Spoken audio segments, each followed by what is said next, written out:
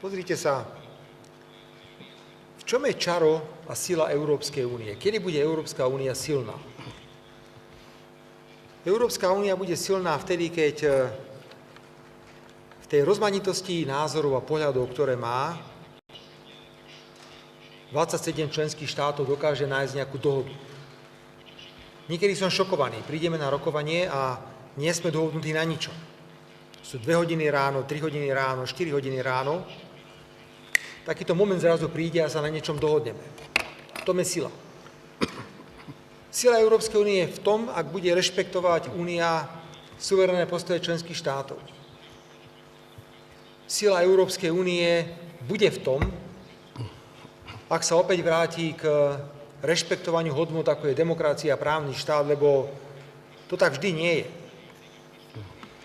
Ak sa pozrieme na roky 20 až 23 na Slovensku, kedy bola opozícia doslova likvidovaná a Európska únia mlčala, to nebol pekný pohľad na orgány Európskej únie.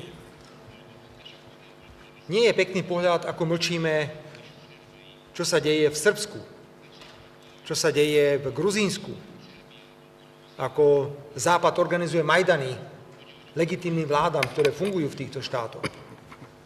Preto veľmi správne otvárame často témy, ktoré sa týkajú fungovania a budúcnosti Európskej únie. Ja som bol veľmi nemilo prekvapený, keď v jednom zo svojich posledných vystúpení odchádzajúci spolkový nemecký kancelár povedal, že je nevyhnutné zmeniť základné zmluvy a že je potrebné zaviesť možnosť rozhodovania v zásadných otázkach kvalifikovanou väčšinou.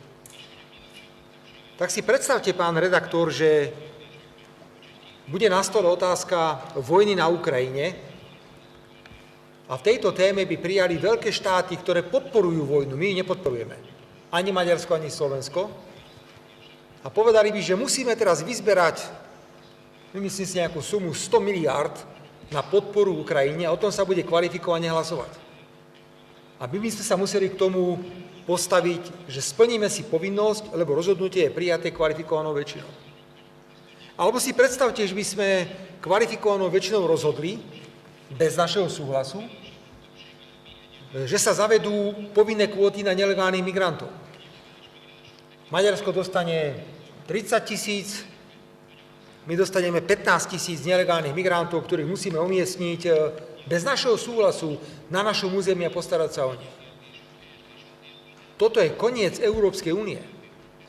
Preto naopak, ja by som privítal, keby veľkí hráči v Európskej únii vítali suverénne postoje.